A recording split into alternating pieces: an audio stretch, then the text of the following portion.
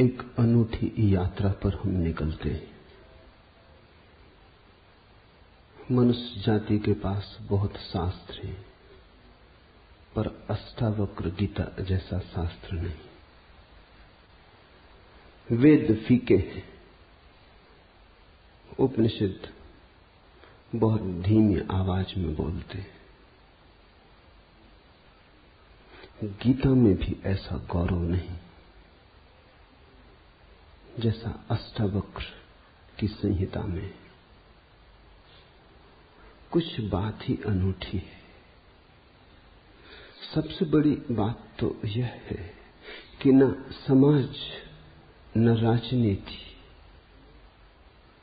न जीवन की किसी और व्यवस्था का कोई प्रभाव अष्टावक्र के वचनों पर है।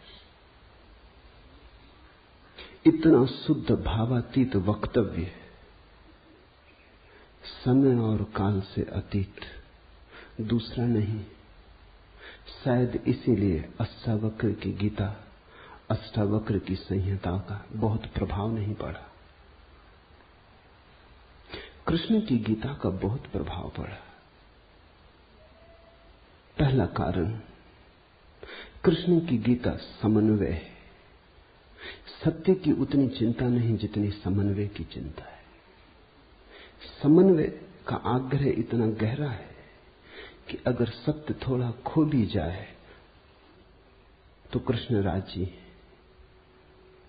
कृष्ण की गीता खिचड़ी जैसी है, इसलिए सभी को भाती है, क्योंकि सभी का कुछ न कुछ उसमें मौजूद है।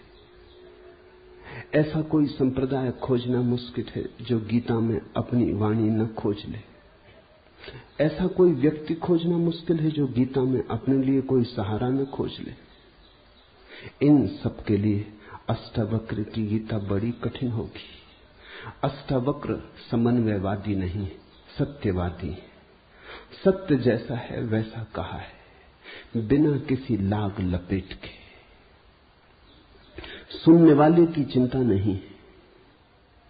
सुनने वाला समझेगा नहीं समझेगा इसकी भी चिंता नहीं। सत्य का ऐसा शुद्धतम वक्तव्य न पहले कहीं हुआ, न फिर बाद में कभी हो सका। कृष्ण की गीता लोगों को प्रिय है क्योंकि अपना अर्थ निकाल लेना बहुत सुगम है। कृष्ण की गीता काव्यात्मक है। 2-2-5 भी हो सकते हैं, 2-2-3 भी हो सकते हैं। अष्टावक्र के साथ कोई खेल संभव नहीं, वहां 2-2-4 ही होते। अष्टावक्र का वक्तव्य शुद्ध गणित का वक्तव्य है। वहां काव्य को जरा भी जगह नहीं, वहां कविता के लिए जरा सी भी छूट नहीं। जैसा है वैसा कहा है, किसी तरह का समझौता नहीं। कृष्ण की गीता पढ़ो तो भक्त अपना अर्थ निकाल लेता है, क्योंकि कृष्ण ने भक्ति की भी बात की। कर्मयोगी अपना अर्थ निकाल लेता है, क्योंकि कृष्ण ने कर्मयोग की भी बात की। ज्ञानी अपना अर्थ निकाल लेता है, क्योंकि कृष्ण ने ज्ञान की भी बात की। कृष्ण कहीं भक्ति को सर्वश्रेष्ठ कहते हैं, कहीं ज्ञान को सर्वश्रेष्ठ कहते हैं, कहीं कर्म को सर्वश्रेष्ठ कहते हैं। कृष्ण का वक्तव्य बहुत राजनीतिक है। वो राजनेता थे, कुशल राजनेता थे। सिर्फ राजनेता थे इतना ही कहना उचित नहीं, कुटिल राजनीतिज्ञ थे, डिप्लोमेट थे। उनके वक्तव्य में बहुत सी बातों का ध्यान रखा गया, इसलिए सभी को गीता भा जाती है। इसलिए तो गीता पर हजारों टीकाएं हैं, अष्टावक्र पर कोई चिंता नहीं करता। क्योंकि अष्टावक्र के साथ राजी होना हो तो तुम्हें अपने को छोड़ना पड़ेगा। बेशर्त तुम अपने को न ले जा सकोगे, तुम पीछे रहोगे तो ही जा सकोगे। कृष्ण के साथ तुम अपने को ले जा सकते हो। कृष्ण के साथ तुम्हें बदलने की कोई भी जरूरत नहीं। कृष्ण के साथ तुम मौजू पड़ सकते हो। इसलिए सभी सांप्रदायिकों ने कृष्ण की गीता पर टीकाएं लिखी। शंकर ने, रामानुज ने, निम्बार्क ने, बल्लभ ने, सबने अपने अर्थ निकाल लिए।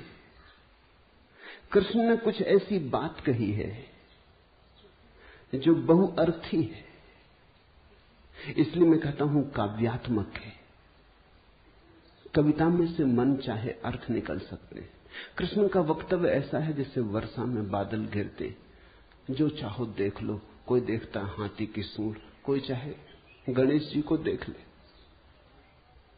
किसी को कुछ भी नहीं दिखाई पड़ता, वो कहता कहां की फिजूल बातें कर रहे हो, बादल है, धुआं, इसमें कैसी आकृतियां देख रहे हो। पश्चिम में वैज्ञानिक मन के परीक्षण के लिए स्याही के धब्बे ब्लॉटिंग पेपर पर डाल देते हैं और व्यक्ति को कहते हैं देखो इसमें क्या दिखाई पड़ता है। व्यक्ति गौर से देखता है, उसे कुछ ना कुछ दिखाई पड़ता है। वहां कुछ भी नहीं, सिर्फ ब्लॉटिंग पेपर पर स्याही के धब्बे बेतरतीब फेंके गए, सोच विचार के भी फेंके नहीं गए हैं, ऐसे ही बोतल उड़ेल दी है। लेकिन देखने वाला कुछ ना कुछ खोज लेता है। जो देखने वाला खोजता है वो उसके मन में वो आरोपित कर लेता। तुमने भी देखा होगा, दीवार पर वर्षा का पानी पड़ता है, लकीरें खिंच जाती, कभी आदमी की शक्ल दिखाई पड़ती, कभी घोड़े की शक्ल दिखाई पड़ती।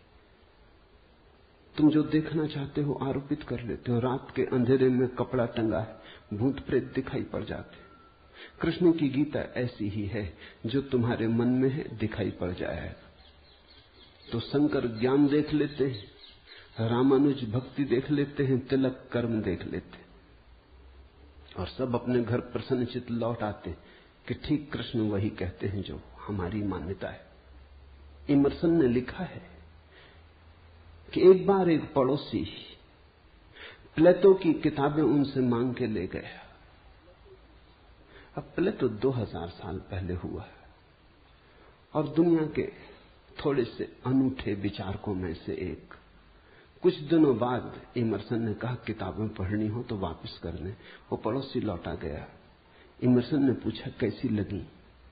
उस आदमी ने कहा कि ठीक, इस आदमी प्लेटो के विचार मुझसे मिलते जुलते। कई दफे तो मुझे ऐसा लगा कि इस आदमी को मेरे विचारों का पता कैसे चल गया। प्लेटो 2000 साल पहले हुआ है। इसको शक हो रहा है कि इसने कहीं मेरे विचार तो नहीं चुरा लिए। कृष्ण में ऐसा शक बहुत बार होता है। इसलिए कृष्ण पर सदियां बीत गई, टीकाएं चलती जाती, हर सदी अपना अर्थ खोज लेती है, हर व्यक्ति अपना अर्थ खोज लेता है। कृष्ण की गीता स्याही के धब्बों जैसी एक कुशल राजनीतिज्ञ का वक्तव्य है। अष्टावक्र की गीता में तुम कोई अर्थ न खोज पाओगे। तुम अपने को छोड़ के चलोगे तो ही अष्टावक्र की गीता स्पष्ट होगी। अष्टावक्र का सुस्पष्ट संदेश है, उसमें जरा भी तुम अपनी व्याख्या न डाल सकोगे। इसलिए लोगों ने टीकाएं नहीं लिखी। टीका लिखने की जगह नहीं है, तोड़ने मड़ोड़ने का उपाय नहीं, तुम्हारे मन के लिए सुविधा नहीं है कि तुम कुछ डाल दो। अष्टावक्र ने इस तरह से वक्तव्य दिया है कि सदियां बीत गई, उस वक्तव्य में कोई कुछ जोड़ नहीं पाया, घटा नहीं पाया। बहुत कठिन है ऐसा वक्तव्य देना। शब्द के साथ ऐसी कुशलता बड़ी कठिन है। इसलिए मैं कहता हूं एक अनूठी यात्रा तुम शुरू कर रहे हो। अष्टावक्र में राजनीतिज्ञों की कोई उत्सुकता नहीं, न तिलक की, न अरविंद की, न गांधी की, न विनोबा की, किसी की कोई उत्सुकता नहीं, क्योंकि तुम अपना खेल न खेल पाओगे।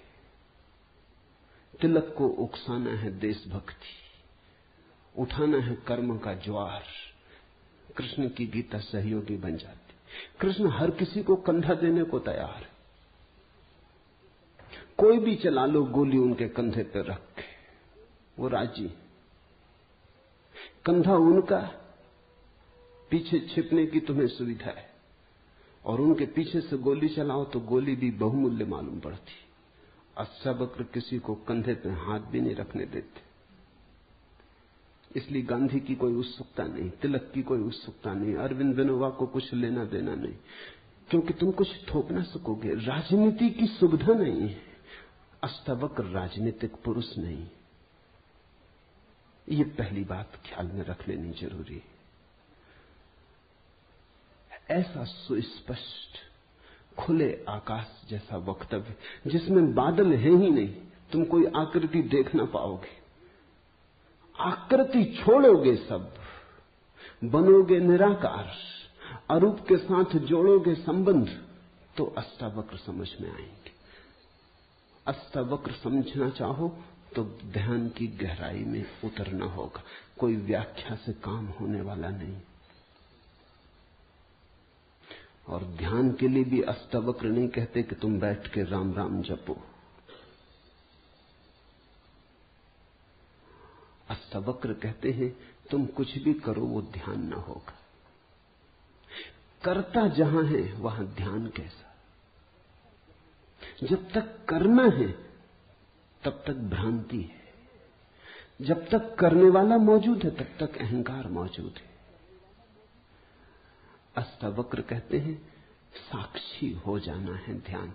जहां करता छूट जाता तुम सिर्फ देखने वाले रह जाते। दृष्टा मात्र, दृष्टा मात्र हो जाने में ही दर्शन है। दृष्टा मात्र हो जाने में ही ध्यान है। दृष्टा मात्र हो जाने में ही ज्ञान है। इसके पहले कि हम सूत्र में उतरे, अष्टावक्र के संबंध में कुछ बातें समझ लेनी जरूरी है। ज्यादा पता नहीं, क्योंकि न तो वे सामाजिक पुरुष थे न राजनीतिक, तो इतिहास में कोई उल्लेख नहीं है। बस थोड़ी सी घटनाएं ज्ञात हैं, वो भी बड़ी अजीब, भरोसा करने योग्य नहीं, लेकिन समझोगे तो बड़े गहरे अर्थ खुलेंगे। पहली घटना, अष्टावक्र पैदा हुए उसके पहले की, पीछे का तो कुछ पता नहीं। गर्भ की घटना। पिता बड़े पंडित, अष्टावक्र मां के गर्भ में। पिता रोज वेद का पाठ करते और अष्टावक्र गर्भ में सुनते। एक दिन अचानक गर्भ से आवाज आती कि रुको भी, ये सब बकवास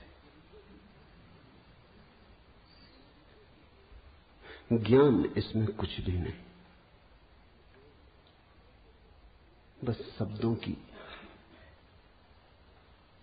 शब्दों का संग्रह। शास्त्र में ज्ञान कहां? ज्ञान स्वयं में। शब्द में सत्य कहां? सत्य स्वयं में।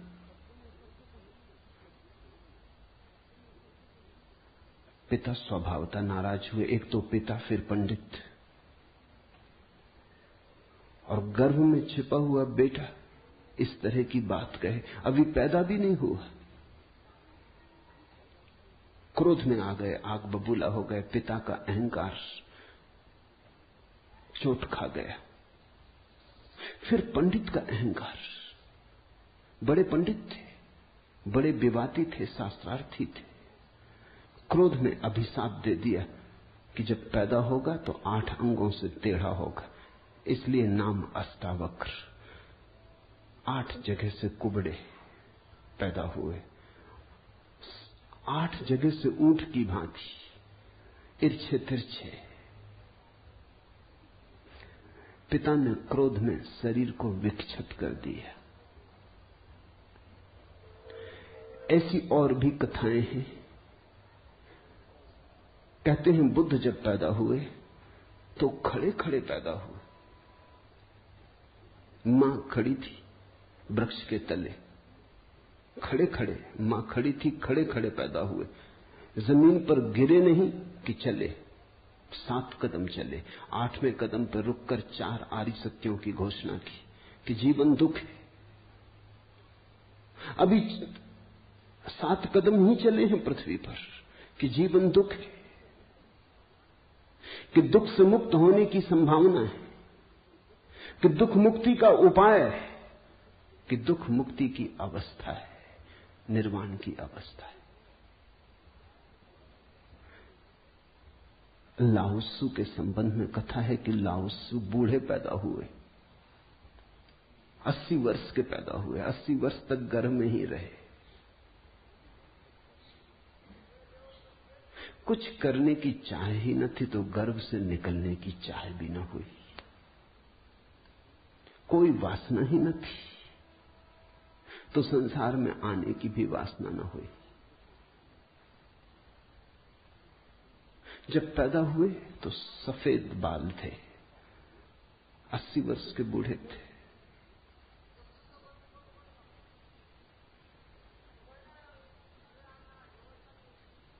जरथुस्त्र के संबंध में कथा है कि जब जरथुस्त्र पैदा हुए तो पैदा होते से ही खिलखिला के हंसे, मगर इन सबको मात कर दिया अष्टावक्र।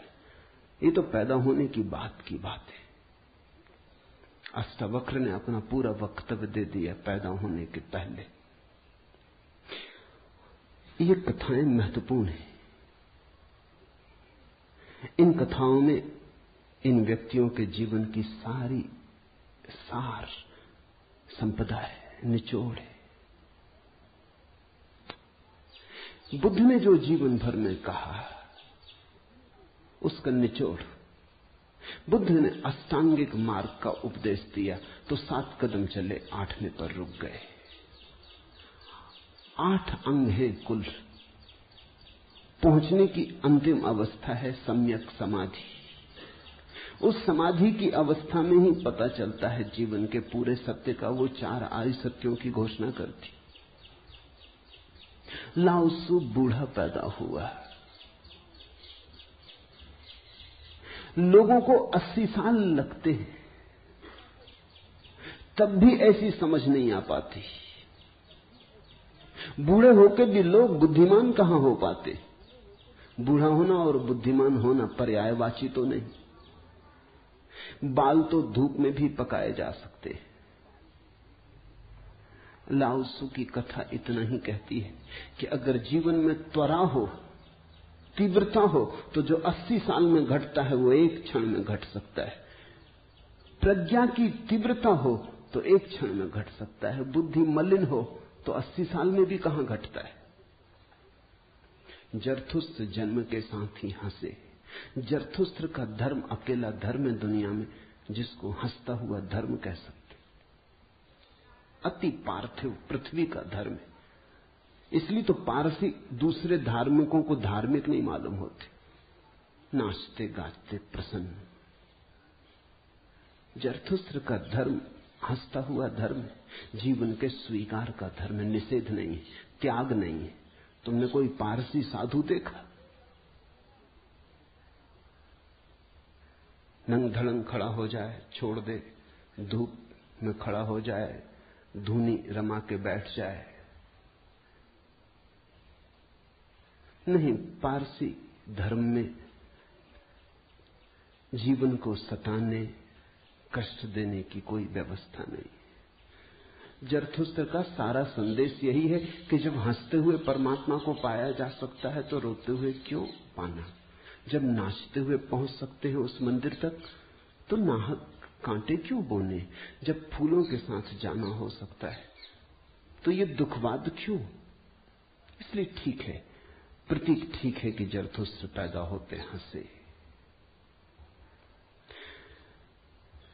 इन कथाओं में इतिहास मत खोजना, ऐसा हुआ है ऐसा नहीं है, लेकिन इन कथाओं में एक बड़ा गहरा अर्थ है। तुम्हारे पास एक बीज पड़ा है। जब तुम बीज को देखते हो तो इससे पैदा होने वाले फूल की कोई भी तो खबर नहीं मिलती। ये क्या हो सकता है, इसकी भनक भी तो नहीं आती। ये कमल बनेगा, खिलेगा,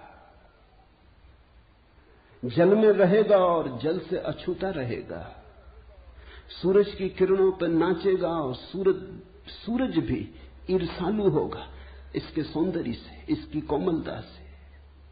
इसके अपूर्व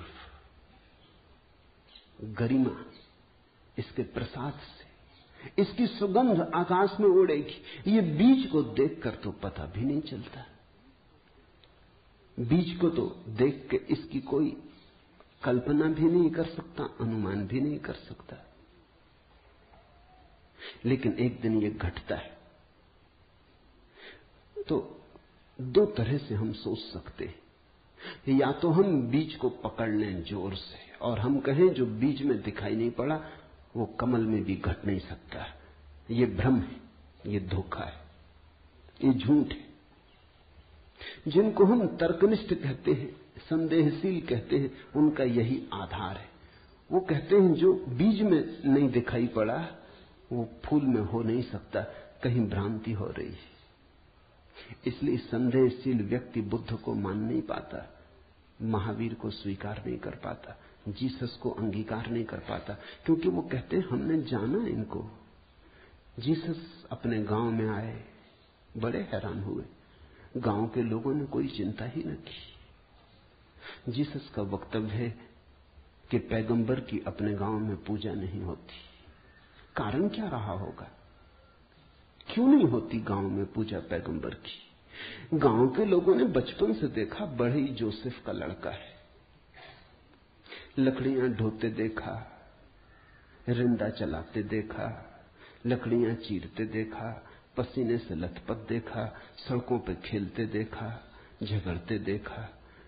गांव के लोग इसे बचपन से जानते हैं, बीज की तरह देखा। आज अचानक ये हो कैसे सकता है कि परमात्मा का पुत्र हो गए? नहीं, जिसने बीज को देखा है वो फूल को मान नहीं पाता। वो कहता है जरूर धोखा होगा, बेईमानी होगी, ये आदमी पाखंडी है। बुद्ध अपने घर वापस लौटे तो पिता, सारी दुनिया को जो दिखाई पड़ रहा था वो पिता को दिखाई नहीं पड़ा। सारी दुनिया अनुभव कर रही थी एक प्रकाश, दूर दूर तक खबरें जा रही थी, दूर देशों से लोग आने शुरू हो गए थे।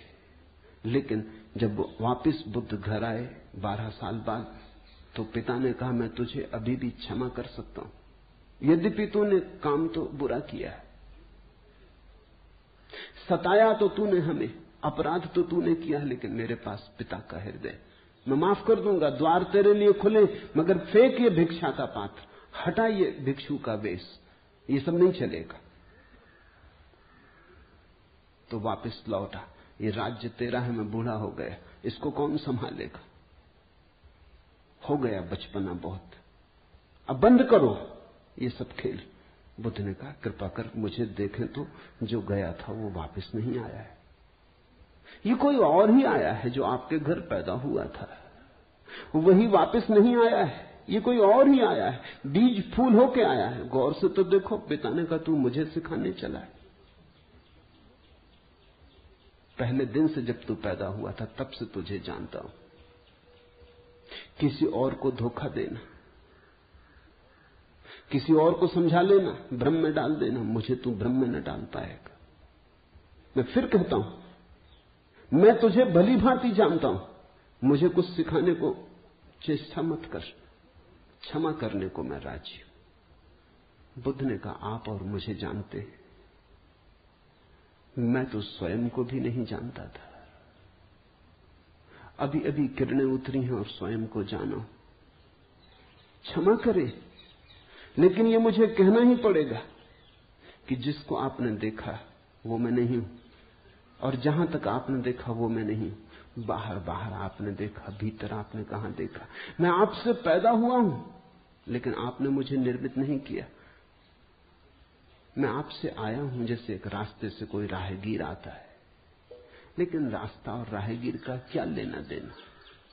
कल रास्ता कहने लगे कि मैं तुझे पहचानता हूं, तू मेरे ही से तो होकर आया। ऐसे ही आप कह रहे हैं आपके पहले भी मैं था, जन्मों जन्मों से मेरी यात्रा चल रही, आपसे गुजरा जरूर, ऐसा मैं औरों से भी गुजरा हूं, और भी मेरे पिता थे, और भी मेरी माताएं थी, लेकिन मेरा होना बड़ा अलग थलग है, कठिन है, बहुत अति कठिन है। अगर बीज देखा तो फूल पर भरोसा नहीं आता। एक तो ढंग है अश्रद्धालु का, तर्कवादी का, संदेहशील का, कि वो कहता है बीज को हम पहचानते हैं तो फूल हो नहीं सकता, हम कीचड़ को जानते हैं उस कीचड़ से कमल हो कैसे सकता है, सब गलत, सपना होगा, भ्रांति होगी, किसी मोहजाल में पड़ गए होगे, किसी ने धोखा दे दिया, कोई जादू, कोई तिलिस्म।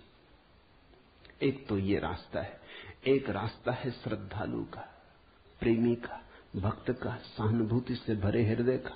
वो फूल को देखता है और फूल से पीछे की तरफ यात्रा करता है। वो कहता है जब फूल में ऐसा सुगंध हुई, जब फूल में ऐसी विभा प्रकट हुई, जब फूल में ऐसी प्रतिभा, जब फूल में ऐसा कुंवारापन दिखा, तो जरूर बीज में भी रहा होगा।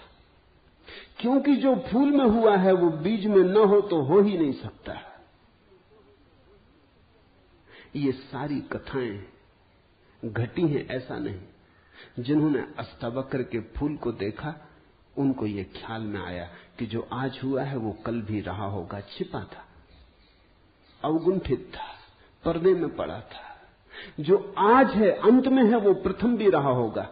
जो मृत्यु के क्षण में दिखाई पड़ रहा है वो जन्म के क्षण में भी मौजूद रहा होगा, अन्यथा पैदा कैसे होता। तो एक तो ढंग है फूल से पीछे की तरफ देखना और एक है बीज से आगे की तरफ देखना। गौर से देखो तो दोनों में सार सूत्र एक ही है, दोनों की आधार भित्ति एक ही है, लेकिन कितना जमीन आसमान का अंतर हो जाता है। जो बीज वाला है वो भी ये कह रहा है कि जो बीज में नहीं है वो फूल में कैसे हो सकता है, ये उसका तर्क है। फूल वाला भी यही कह रहा है, वो कह रहा है जो फूल में है वो बीज में भी होना ही चाहिए। दोनों का तर्क तो एक है, लेकिन दोनों के देखने के ढंग अलग है। बड़ी अड़चन। मुझसे कोई पूछता था कि आपके साथ बचपन में बहुत लोग पढ़े होंगे, स्कूल में, कॉलेज में, वे दिखाई नहीं पड़ते, वे कैसे दिखाई पड़ सकते? उनको बड़ी अड़चन है, वो भरोसा नहीं कर सकते, अति कठिन है उन्हें। कल ही मेरे पास रायपुर से किसी ने एक अखबार भेजा, श्री हरशंकर परसाई ने एक लेख मेरे खिलाफ लिखा है। वो मुझे जानते हैं, कॉलेज के दिनों से जानते हैं, हिंदी के मूर्धन्य व्यंग्य लेखक हैं। मेरे मन में उनकी कृतियों का आदर है। लेख में उन्होंने लिखा है कि जबलपुर की हवा में कुछ खराबी है, यहां धोखेबाज और धूर्त ही पैदा होते, जैसे रजनीश, महेश योगी, मुंदड़ा, 3 नाम उन्होंने गिनाए। धन्यवाद उनका, कम से कम मेरा नाम नंबर 1 तो गिनाया। इतनी याद तो रखी, एकदम बिसार नहीं दिया, बिल्कुल भूल गए हो ऐसा नहीं।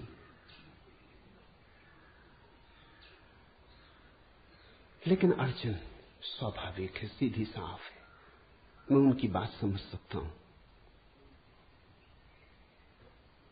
ये असंभव है बीज को देखा तो फूल में भरोसा। फिर जिन्होंने फूल को देखा उन्हें बीज में भरोसा मुश्किल हो जाता है। तो सभी महापुरुषों की जीवन कथाएं 2 ढंग से लिखी जाती हैं। जो उनके विपरीत हैं वो बचपन से यात्रा शुरू करते हैं, जो उनके पक्ष में है वो अंत से यात्रा शुरू करते हैं और बचपन की तरफ जाते हैं। दोनों एक अर्थ में सही है,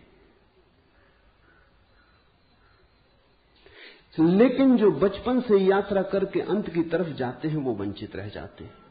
उनका सही होना उनके लिए आत्मघाती है। जो अंत से यात्रा करते हैं वो पीछे की तरफ जाते हैं, वो धन्यभागी हैं, क्योंकि बहुत कुछ उन्हें अनायास मिल जाता है जो कि पहले तर्कवादियों को नहीं मिल पाता। अब न केवल मैं गलत मालूम होता हूं, मेरे कारण जबलपुर तक की हवा उनको गलत मालूम होती। कुछ भूल हवा पानी में होनी चाहिए। यदि मैं उनको कहना चाहूंगा जबलपुर को कोई हक नहीं है मेरे संबंध में, हवा पानी को अच्छा या खराब तय करने का। जबलपुर से मेरा कोई बहुत नाता नहीं है, थोड़े दिन वहां था, महेश योगी भी थोड़े दिन वहां थे, उनका भी कोई नाता नहीं। हम दोनों का नाता किसी और जगह से है। उस जगह के लोग इतने सोए हैं कि उन्हें अभी खबर ही नहीं। महेश योगी और मेरा जन्म पास ही पास हुआ, दोनों गाडरवाड़ा के आसपास पैदा हुए। उनका जन्म चिचली में हुआ, मेरा जन्म कुचवाड़े में हुआ। अगर हवा पानी खराब है तो वहां का होगा। इसका दुख गाडरवाड़ा को होना चाहिए, कभी होगा, या सुख। जबलपुर को इसमें बीच में आना नहीं चाहिए। लेकिन मन कैसे तर्क रचता है। अब जो अष्टावक्र की कथा को देखेगा वो सुनते से ही कह देगा गलत, असंभव। ये तो कथा जिन्होंने लिखी है उनको भी पता है कि कहीं कोई गर्व से बोलता है। वो तो केवल इतना कह रहे हैं कि जो आखिर में प्रकट हुआ वो गर्भ में मौजूद रहा होगा। जो वाणी आखिर में खिली वो किसी न किसी गहरे तल पर गर्भ में भी मौजूद रही होगी, अन्यथा खिलती कहां से, आती कहां से? सुनने से थोड़ी कुछ आता है, हर चीज के पीछे कारण है। नहीं देख पाए हों हम, लेकिन था तो मौजूद। ये सारी कथाएं इसी का सूचन देती हैं। अष्टावक्र के संबंध में दूसरी बात जो ज्ञात है वो है जब वे 12 वर्ष के थे। बस 2 ही बातें ज्ञात हैं। तीसरी उनकी अष्टावक्र गीता है, या कुछ लोग कहते हैं अष्टावक्र संहिता। जब वे 12 वर्ष के थे तो एक बड़ा विशाल शास्त्रार्थ जनक ने रचा। जनक सम्राट थे और उन्होंने सारे देश के पंडितों को निमंत्रण दिया और उन्होंने 1000 गायें राजमहल के द्वार पर खड़ी कर दी और उन्होंने गायों के सींगों पर सोना मढ़ दिया और हीरे जवाहरात लटका दिए और कहा जो भी विजेता होगा वो इन गायों को हाँक के ले जाए। बड़ा विवाद हुआ। अष्टावक्र के पिता भी उस विवाद में गए। खबर आई सांझ होते होते कि पिता हार रहे हैं। सबसे तो जीत चुके थे, वंदन नाम के एक पंडित से हारे जा रहे हैं। ये खबर सुन के अष्टावक्र भी राजमहल पहुंच गया। सभा सजी थी, विवाद अपनी आखिरी चरम अवस्था में था, निर्णायक घड़ी करीब आती थी। पिता के हारने की स्थिति बिल्कुल पूरी तय हो चुकी थी। अब हारे तब हारे की अवस्था थी। अष्टावक्र दरबार में भीतर चला गया। पंडितों ने उसे देखा, महापंडित इकट्ठे थे। उसका 8 अंगों से टेढ़ा मेढ़ा शरीर, वो चलता तो भी देख के लोगों को हंसी आती। उसका चलना भी बड़ा हास्यास्पद था। सारी सभा हंसने लगी। अष्टावक्र भी खिल के हंसा। जनक ने पूछा, और सब हंसते हैं वो तो मैं समझ गया क्यों हंसते, लेकिन बेटे तू क्यों हंसा? अष्टावक्र ने कहा, मैं इसलिए हंस रहा हूं कि इन चम्हारों की सभा में सत्य का निर्णय हो रहा है। बड़ा आदमी अनूठा रहा होगा। ये चम्हार यहां क्या कर रहे हैं? सन्नाटा छा गया। चम्हार? सम्राट ने पूछा, तेरा मतलब? उसने कहा, सीधी सी बात है, इनको चमड़ी ही दिखाई पड़ती है, मैं नहीं दिखाई पड़ता। मुझसे सीधा साधा आदमी खोजना मुश्किल है, वो तो इनको दिखाई ही नहीं पड़ता। इनको आड़ा टेढ़ा शरीर दिखाई पड़ता है। ये चम्हार है, ये चमड़ी के पारखी। राजन, मंदिर के टेढ़े होने से कहीं आकाश टेढ़ा होता है?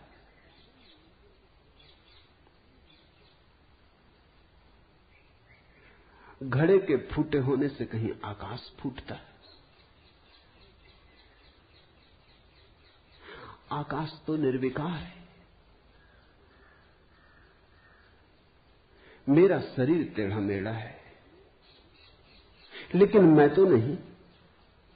ये जो भीतर बसा है इसकी तरफ तो देखो। इससे तुम सीधा साधा और कुछ खोज ना सकोगे।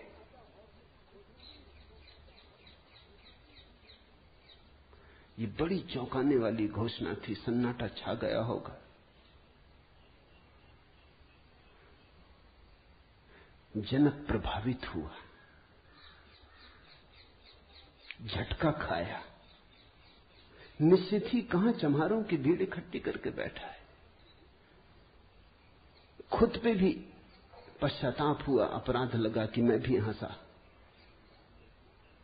उस दिन तो कुछ न कहते बना, लेकिन दूसरे दिन सुबह जब सम्राट घूमने निकला था तो राह पर अष्टावक्र दिखाई पड़ा। उतरा, घोड़े से पैरों में गिर पड़ा। सबके सामने तो हिम्मत न जुटा पाया। एक दिन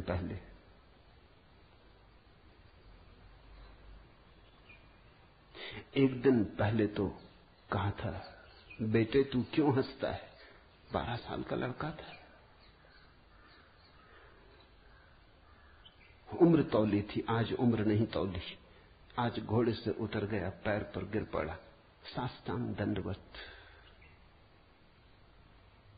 और कहा, पधारें राजमहल, मेरी जिज्ञासाओं का समाधान करें। हे प्रभु, आए मेरे घर। बात मेरी समझ में आ गई। रात भर मैं सो ना सका। ठीक ही कहा, शरीर को ही जो पहचानते हैं उनकी पहचान गहरी कहां। आत्मा के संबंध में विवाद कर रहे हैं और अभी भी शरीर में रस और विरस पैदा होता है, घृणा, आकर्षण पैदा होता है। मर्त्य को देख रहे हैं, अमृत की चर्चा करते हैं। धन्य भाग मेरे कि आप आए और मुझे चौंकाया, मेरी नींद तोड़ दी। अब पधारो। राजमहल में उसने बड़ी सजावट कर रखी थी। स्वर्ण सिंहासन पर बिठाया था इस 12 साल के अष्टावक्र को और उससे जिज्ञासा की। पहला सूत्र जनक की जिज्ञासा है। जनक ने पूछा है, अष्टावक्र ने समझाया है। इससे ज्यादा अष्टावक्र के संबंध में और कुछ पता नहीं है, और कुछ पता होने की जरूरत भी नहीं। काफी है, इतना बहुत है। हीरे बहुत होते भी नहीं, कंकड़ पत्थर ही बहुत होते। हीरा एक भी काफी होता है। ये 2 छोटी सी घटनाएं हैं। एक तो जन्म के पहले की गर्भ से आवाज और घोषणा कि क्या पागलपन में पड़े हो, शास्त्र में उलझे हो, शब्द में उलझे हो, जागो। ये ज्ञान नहीं है, ये सब उधार है, ये सब बुद्धि का ही जाल है, अनुभव नहीं है। इसमें रंच मात्र भी सार नहीं है। कब तक अपने को भरमाए रखोगे? और दूसरी घटना, राजमहल में हंसना पंडितों का और कहना अष्टावक्र का कि जीवन में देखने की 2 दृष्टियां हैं, एक आत्मदृष्टि, एक चर्म दृष्टि। चम्हार चमड़ी को देखता, प्रज्ञावान आत्मा को देखता। तुमने गौर किया? चम्हार तुम्हारे चेहरे की तरफ देखते नहीं, वो जूते को ही देखता। असल में चम्हार जूते को देख के सब पहचान लेता तुम्हारे संबंध में कि आर्थिक हालत कैसी है, सफलता मिल रही कि विफलता मिल रही, भाग्य कैसा चल रहा, वो सब जूते में लिखा है। जूते की सिलवटें कह देती, जूते की दशा कह देती। जूते में तुम्हारी आत्मकथा लिखी, चम्हार पढ़ लेता। जूते में चमक, जूते का ताजा और नया होना, चम्हार तुमसे प्रसन्नता से मिलता है। जूता ही उसके लिए तुम्हारी आत्मा का सबूत है। दर्जी कपड़े देखता है, तुम्हारा कोट कपड़ा देख के समझ लेता हालत कैसी। सबकी अपनी बंधी हुई दृष्टियां हैं। सिर्फ आत्मवान ही आत्मा को देखता है, उसकी कोई दृष्टि नहीं है। उसके पास दर्शन है। एक छोटी घटना और जो अष्टावक्र के जीवन से संबंधित नहीं, रामकृष्ण और विवेकानंद के जीवन से संबंधित है, लेकिन अष्टावक्र से उसका जोड़ है। फिर हम सूत्रों में प्रवेश करें। विवेकानंद रामकृष्ण के पास आए तब उनका नाम नरेंद्रनाथ था। विवेकानंद तो बाद में रामकृष्ण ने उनको पुकारा। जब आए रामकृष्ण के पास तो अति विवादी थे, नास्तिक थे, तर्कवादी थे, हर चीज के लिए प्रमाण चाहते थे। कुछ चीजें हैं जिनके लिए कोई प्रमाण नहीं, मजबूरी है। परमात्मा के लिए कोई प्रमाण नहीं है और प्रमाण नहीं। प्रेम के लिए कोई प्रमाण नहीं है और प्रमाण नहीं। सौंदर्य के लिए कोई प्रमाण नहीं है और प्रमाण नहीं है। अगर मैं कहूं देखो ये खजूरेना के वृक्ष कैसे सुंदर, और तुम कहो हमें तो कोई सौंदर्य दिखाई नहीं पड़ता, वृक्ष जैसे वृक्ष, सिद्ध करें मुश्किल हो जाएगी। कैसे सिद्ध करें कि सुंदर है? सुंदर होने के लिए सौंदर्य की परख चाहिए और तो कोई उपाय नहीं। आंख चाहिए और तो कोई उपाय नहीं। कहते हैं मजनू ने कहा कि लैला को जानना हो तो मजनू की आंख चाहिए। ठीक कहा। लैला को देखने का और कोई उपाय ही नहीं। मजनू को बुलाया था उसके गांव के राजा ने, और कहा था तू पागल है, मैं तेरी लैला को जानता हूं, साधारण सी लड़की है, काली कलूटी, कुछ खास नहीं, तुझ पे मुझे दया आती। ये मेरे राजमहल की 12 लड़कियां खड़ी, ये इस देश की सुंदरतम स्त्रियां, इनमें से तू कोई भी चुन ले, ये तुझे रोते देख के मेरा भी प्राण रोता है। उसने देखा और उसने कहा इनमें तो लैला कोई भी नहीं, ये तो लैला के मुकाबले तो दूर, उसके चरण की धूल भी नहीं। सम्राट कहने लगा मजनू तू पागल है। मजनू ने कहा यह हो सकता है, लेकिन एक बात आपसे कहना चाहता हूं, लैला को देखना हो तो मजनू की आंख चाहिए।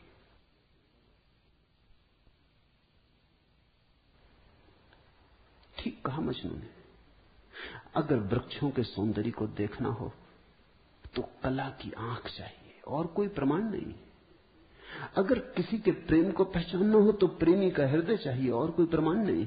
और परमात्मा तो इस जगत के सारे सौंदर्य और सारे प्रेम और सारे सत्य का इकट्ठा नाम है। उसके लिए तो ऐसा निर्विकार चित्त चाहिए, ऐसा साक्षी भाव चाहिए जहां कोई शब्द न रह जाए, कोई विचार न रह जाए, कोई तरंग न उठे, वहां कोई धूल न रह जाए, मन की और चित्त का दर्पण परिपूर्ण शुद्ध हो। प्रमाण कहां? रामकृष्ण से विवेकानंद ने कहा प्रमाण चाहिए। है परमात्मा तो प्रमाण दे।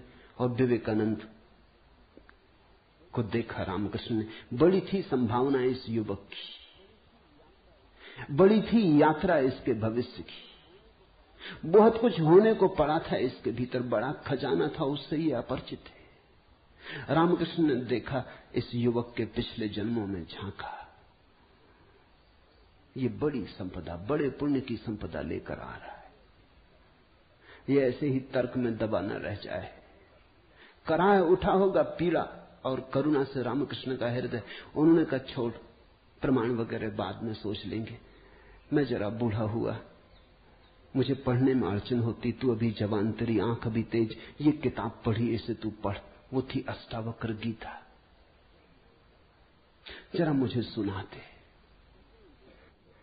कहते हैं विवेकानंद को इसमें तो कुछ अड़चन न मालूम पड़ी, यह आदमी कुछ ऐसी तो कोई खास बात नहीं मांग रहा है।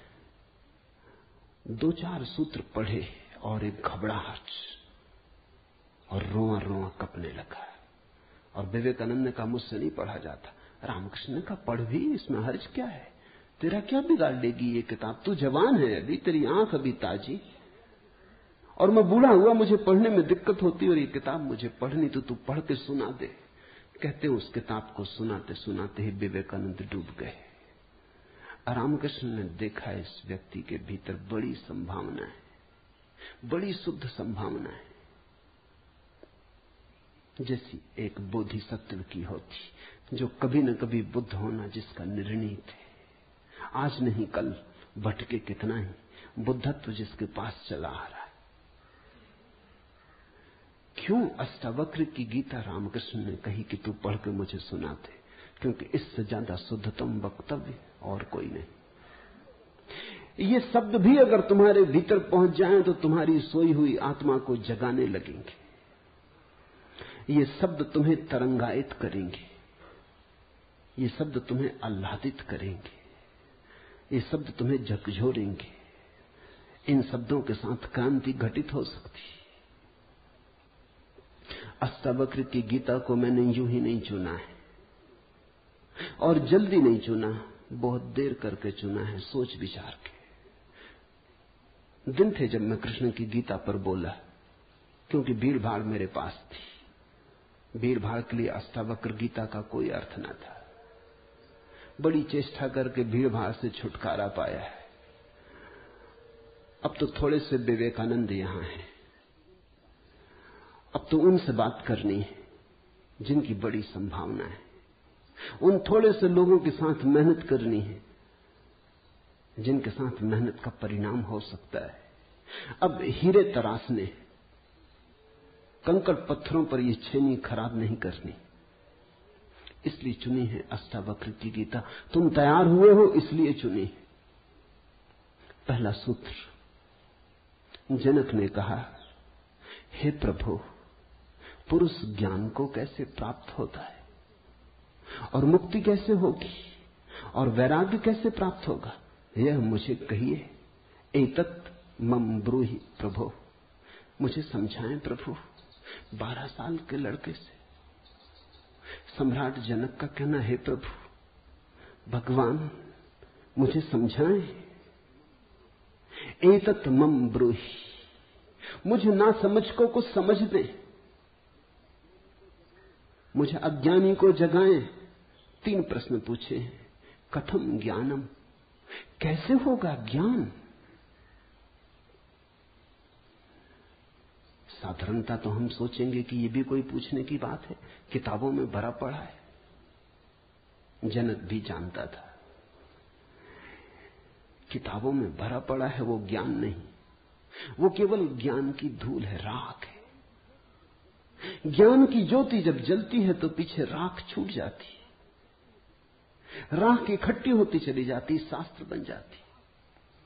वेद राख है। कभी जलते हुए अंगारे थे, ऋषियों ने उन्हें अपनी आत्मा में जलाया था, फिर राख रह गए। फिर राख संयोजित की जाती, संग्रहित की जाती, सुव्यवस्थित की जाती। जैसे जब आदमी मर जाता है तो हम उसकी राख इकट्ठी कर लेते हैं, उसको फूल कहते हैं।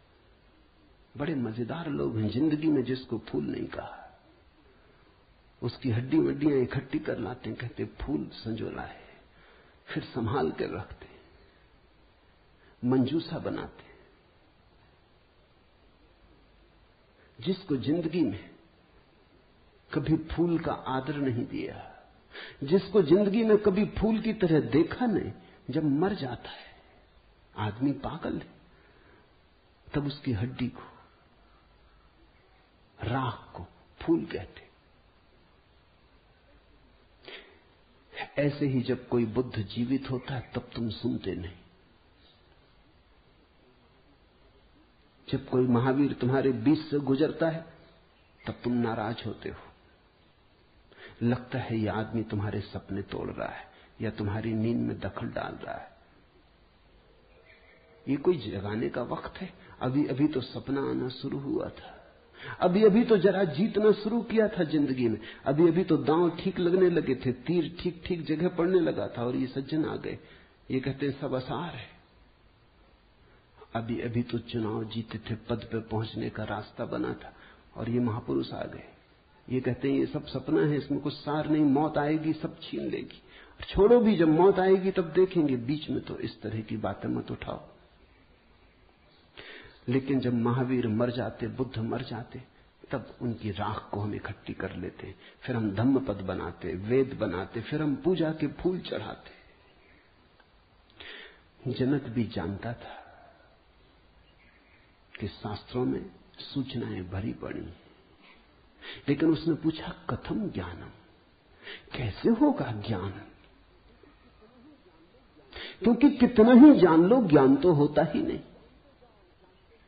जानते जाओ, शास्त्र कंठस्थ कर लो, तोते बन जाओ, एक एक सूत्र याद हो जाए, पूरे वेद स्मृति में छप जाएं, फिर भी ज्ञान तो होता नहीं।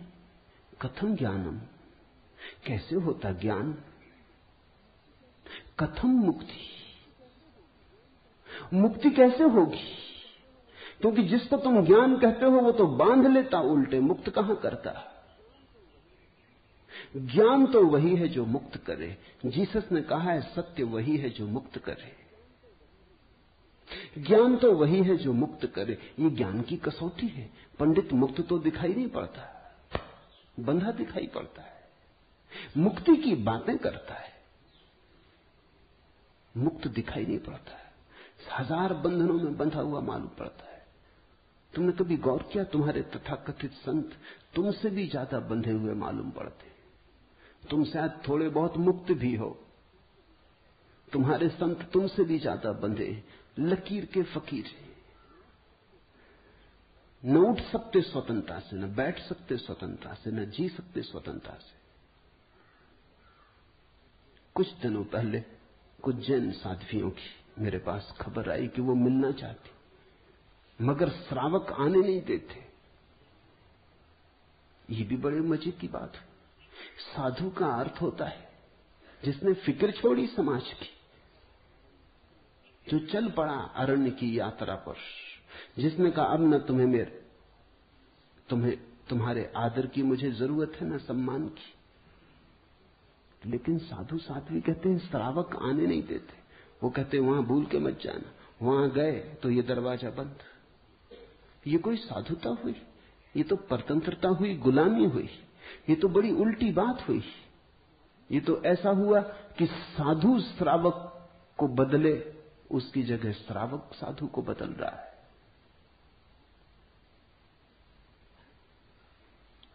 एक मित्र ने आके मुझे कहा, एक जैन साध्वी आपकी किताबें पढ़ती लेकिन चोरी से, टेप भी सुनना चाहती लेकिन चोरी से, और अगर कभी किसी के सामने आपका नाम भी ले दो तो वो इस तरह हो जाती जैसे उसने कभी आपका नाम सुना ही नहीं।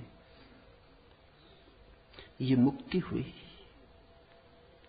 जनक ने पूछा कथम मुक्ति, कैसे होती मुक्ति, क्या है मुक्ति? उस ज्ञान को मुझे समझाएं जो मुक्त कर देता है। स्वतंत्रता मनुष्य की सबसे महत्वपूर्ण आकांक्षा है। सब पालो, लेकिन गुलामी अगर रही तो छिदती है। सब मिल जाए, स्वतंत्रता न मिले तो कुछ भी नहीं मिला। मनुष्य चाहता है खुला आकाश, कोई सीमा ना हो। वो मनुष्य की अंतरतम निगूढ़तम आकांक्षा है, जहां कोई सीमा ना हो, कोई बाधा ना हो। इसी को परमात्मा होने की आकांक्षा कहो, मोक्ष की आकांक्षा कहो। हमने ठीक शब्द चुना है, मोक्ष। दुनिया की किसी भाषा में ऐसा प्यारा शब्द नहीं।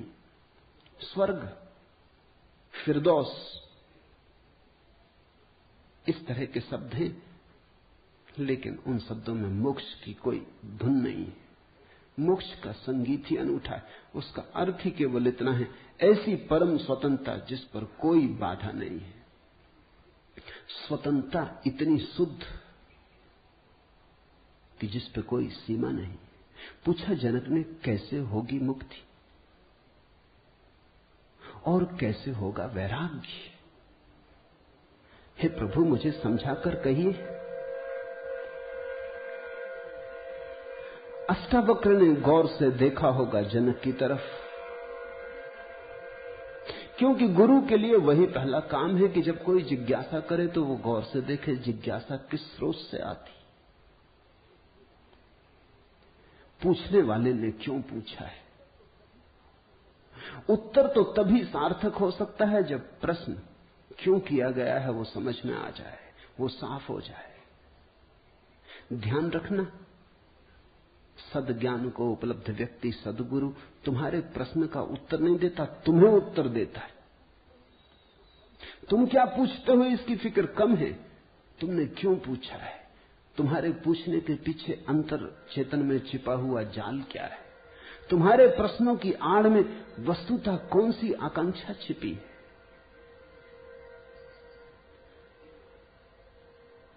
दुनिया में 4 तरह के लोग हैं, ज्ञानी, मुमुक्षु, अज्ञानी, मूढ़। और दुनिया में 4 ही तरह की जिज्ञासाएं होती। ज्ञानी की जिज्ञासा तो निःशब्द होती। कहना चाहिए ज्ञानी की जिज्ञासा तो जिज्ञासा होती ही नहीं। जान लिया, जानने को कुछ बचा नहीं, पहुंच गए, चित्त निर्मल हुआ, शांत हुआ, घर लौट आए, विश्राम में आ गए। तो ज्ञानी की जिज्ञासा तो जिज्ञासा जैसी होती ही नहीं। इसका यह अर्थ नहीं कि ज्ञानी सीखने को तैयार नहीं होता। ज्ञानी तो सरल छोटे बच्चे की भांति हो जाता है, सदा तत्पर सीखने को। जितना ज्यादा तुम सीख लेते हो उतनी ही सीखने की तत्परता बढ़ जाती। जितने तुम सरल और निष्कपट होते चले जाते हो उतने ही सीखने के लिए तुम खुल जाते हो। आए हवाएं तुम्हारे द्वार खुले पाती, आए सूरज तुम्हारे द्वार पर दस्तक नहीं देनी पड़ती, आए परमात्मा तुम्हें सदा तत्पर पाता है। ज्ञानी ज्ञान को संग्रहित नहीं करता। ज्ञानी सिर्फ ज्ञान की क्षमता को उपलब्ध होता है। इस बात को ठीक से समझ लेना, क्योंकि पीछे ये काम पड़ेगी। ज्ञानी का केवल इतना ही अर्थ है कि जो जानने के लिए बिल्कुल खुला है, जिसका कोई पक्षपात नहीं, जानने के लिए जिसके पास कोई पर्दा नहीं, जिसके पास जानने के लिए कोई पूर्व नियोजित योजना ढांचा नहीं। ज्ञानी का अर्थ है ध्यानी, जो ध्यानपूर्ण है। तो देखा होगा अष्टावक्र ने गौर से जनक में झांक के, ये व्यक्ति ज्ञानी तो नहीं है, ये ध्यान को तो उपलब्ध नहीं हुआ है, अन्यथा इसकी जिज्ञासा मौन होती, उसमें शब्द ना होते। बुद्ध के जीवन में उल्लेख है, एक फकीर मिलने आया, एक साधु मिलने आया, एक परिव्राजक घुमक्कड़। उसने आके बुद्ध से कहा, पूछने योग्य शब्द मेरे पास नहीं, क्या पूछना चाहता हूं उसे शब्दों में बांधने की मेरे पास कोई कुशलता नहीं।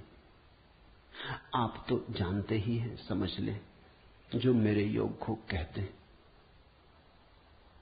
ये ज्ञानी की जिज्ञासा है। बुद्ध चुप बैठे रहे, उन्होंने कुछ भी ना कहा। घड़ी भर बाद जैसे कुछ घटा। वो जो आदमी चुपचाप बैठा बुद्ध की तरफ देखता रहा था, उसकी आंख से आंसुओं की धार लग गई। चरणों में झुका, नमस्कार किया और कहा, धन्यवाद, खूब धन्यभागी, जो लेने आया था आपने दिया। उठ के चला भी गया। उसके चेहरे पे अपूर्व आभा थी, वो नाचता हुआ गया। बुद्ध के आसपास के शिष्य बड़े हैरान हुए, आनंद में पूछा, बनते भगवान, पहेली हो गई। पहले तो ये आदमी कहता है कि मुझे पता नहीं कैसे पूछूं, पता नहीं किन शब्दों में पूछूं, ये भी पता नहीं क्या पूछने आया हूं। फिर आप तो जानते ही हैं सब, देख लें, मुझे जो मेरे लिए जरूरी हो कह दें। पहले तो ये आदमी ही जरा पहेली था, ये कोई ढंग हुआ पूछने का? और जब तुम्हें यही पता नहीं कि क्या पूछना, तो पूछना ही क्यों? पूछना क्या? खूब रही। फिर यही बात खत्म ना हुई, आप चुप बैठे सो चुप बैठे रह गए। आपको ऐसा कभी मौन देखा नहीं? कोई पूछता तो आप उत्तर देते। कभी कभी तो ऐसा होता कोई नहीं भी पूछता तो भी आप उत्तर देते। आपकी करुणा सदा बहती रहती। क्या हुआ अचानक कि आप चुप रह गए और आंख बंद हो गई? और फिर क्या रहस्यमय घटा कि वो आदमी रूपांतरित होने लगा। हमने उसे बदलते देखा, हमने उसे किसी और ही रंग में डूबते देखा, उसमें मस्ती आते देखी। वो नाचता हुआ गया, आंसुओं से भरा हुआ, गदगद आह्लादित, वो चरणों में झुका। उसकी सुगंध हमें भी छुई। ये हुआ क्या? आप कुछ बोले नहीं, उसने सुना कैसे? और हम तो इतने दिनों से, वर्षों से आपके पास हैं। हम पर आपकी कृपा कम है क्या? ये प्रसाद जो उसे दिया हमें क्यों नहीं मिलता? लेकिन ध्यान रहे उतना ही मिलता है जितना तुम ले सकते हो। बुद्ध ने कहा सुनो, घोड़े, आनंद से घोड़े की बात की क्योंकि आनंद छत्री था, बुद्ध का चचेरा भाई था और बचपन से ही घोड़े का बड़ा शौक था। उसे घुड़सवार था, प्रसिद्ध घुड़सवार था, प्रतियोगी था बड़ा। उसने कहा सुन आनंद, बुद्ध ने कहा घोड़े 4 प्रकार के होते। एक तो मारो भी तो भी टस से मस नहीं होते, रद्दी से रद्दी घोड़े, जितना मारो उतना ही हठ योग्य हो जाते हैं, बिल्कुल हट बांध के खड़े हो जाते। तुम मारो तो वो जिद बना लेते कि देखें कौन जीतता। फिर दूसरे तरह के घोड़े होते हैं, मारो तो चलते हैं, न मारो तो नहीं चलते, कम से कम पहले से बेहतर। फिर तीसरे तरह के घोड़े होते हैं, कोड़ा फटकारो, मारना काफी जरूरी नहीं, सिर्फ कोड़ा फटकारो, आवाज काफी। और भी कुलीन होते, दूसरे से भी बेहतर। फिर आनंद, तुझे जरूर पता होगा ऐसे भी घोड़े होते हैं कि कोड़े की छाया देख के भागते, फटकारना भी नहीं पड़ता। ये ऐसा ही घोड़ा था, छाया काफी। अष्टावक्र ने देखा होगा गौर से। जब तुम आके मुझसे कुछ पूछते हो तो तुम्हारे प्रश्न से ज्यादा महत्वपूर्ण सवाल तुम हो। कभी कभी तुम्हें भी ऐसा लगता होगा कि तुमने जो नहीं पूछा था वो मैंने उत्तर दिया है, और कभी कभी तुम्हें ऐसा भी लगता होगा कि शायद मैं टाल गया तुम्हारे प्रश्न को, बचाव कर गया, कुछ और उत्तर दे गया हूं। लेकिन सदा तुम्हारी भीतरी जरूरत ज्यादा महत्वपूर्ण। तुम क्या पूछते हो ये उतना महत्वपूर्ण नहीं, क्योंकि तुम्हें खुद ही ठीक पता नहीं तुम क्या पूछते हो, क्यों पूछते हो। उत्तर वही दिया जाता है जिसकी तुम्हें जरूरत थी। तुम्हारे पूछने से कुछ तय नहीं होता। देखा होगा अष्टावक्र ने ज्ञानी तो नहीं है जनक, अज्ञानी है फिर क्या? अज्ञानी भी नहीं, क्योंकि अज्ञानी तो अकड़ीला, अकड़ा से भरा होता है। अज्ञानी तो झुकना जानता ही नहीं। ये तो मुझ 12 साल की उम्र के लड़के के पैरों में झुक गया, साष्टांग दंडवत की। ये अज्ञानी के लिए असंभव है। अज्ञानी तो समझता है कि मैं जानता ही हूं, मुझे कौन समझाएगा। अज्ञानी अगर कभी पूछता भी है तो तुम्हें गलत सिद्ध करने को पूछता है, क्योंकि अज्ञानी तो ये मान के चलता है कि पता तो मुझे है ही, देखे इनको भी पता है या नहीं। अज्ञानी परीक्षा के लिए पूछता है। नहीं, इसकी आंखें जनक की तो बड़ी निर्मल है। मुझ 12 साल के अनजान अपरिचित लड़के को सम्राट होते हुए भी इसने कहा एतत् मम ब्रूहि प्रभो, हे प्रभु मुझे समझा के कहें। नहीं, ये विनयशील है, अज्ञानी तो नहीं। मूढ़ है क्या फिर? मूढ़ तो पूछते ही नहीं। मूढ़ों को तो पता ही नहीं कि जीवन में कोई समस्या है।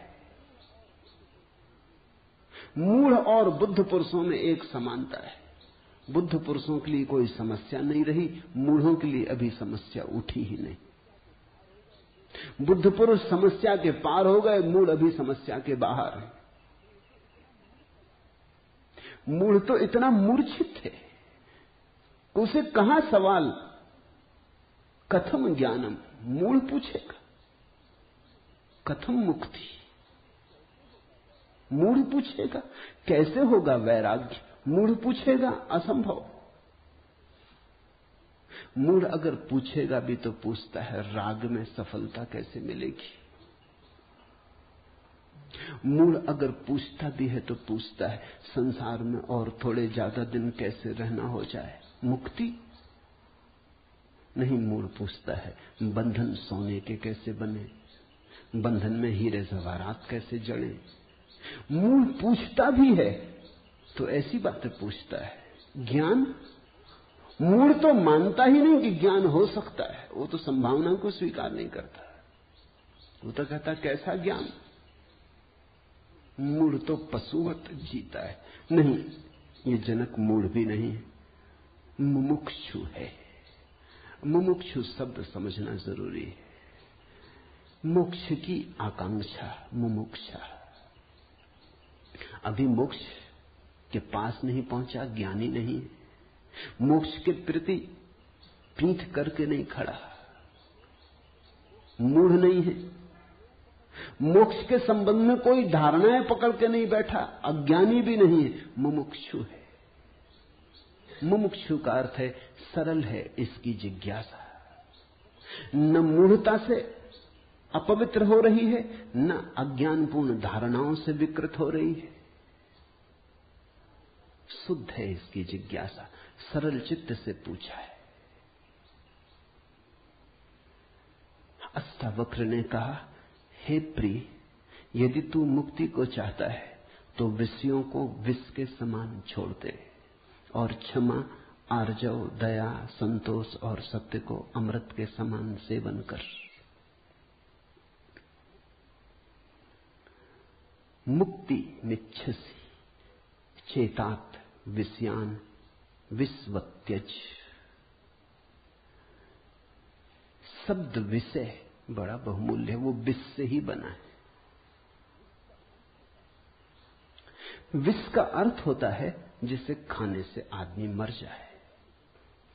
विषय का अर्थ होता है जिसे खाने से हम बार बार मरते, बार बार भोग, बार बार भोजन, बार बार महत्वाकांक्षा, ईर्ष्या, क्रोध, जलन, बार बार इन्हीं को खा खा के तो हम मरे, बार बार इन्हीं के कारण तो मरे। अब तक हमने जीवन में जीवन कहां जाना, मरने को ही जाना है। अब तक हमारा जीवन, जीवन की प्रज्वलित ज्योति कहां, मृत्यु का ही धुआं। जन्म से लेकर मृत्यु तक हम मरते ही तो हैं, धीरे धीरे, जीते कहां, रोज रोज मरते। जिसको हम जीवन कहते हैं वो एक सतत मरने की प्रक्रिया है। अभी हमें जीवन का तो पता ही नहीं, तो हम जिएंगे कैसे?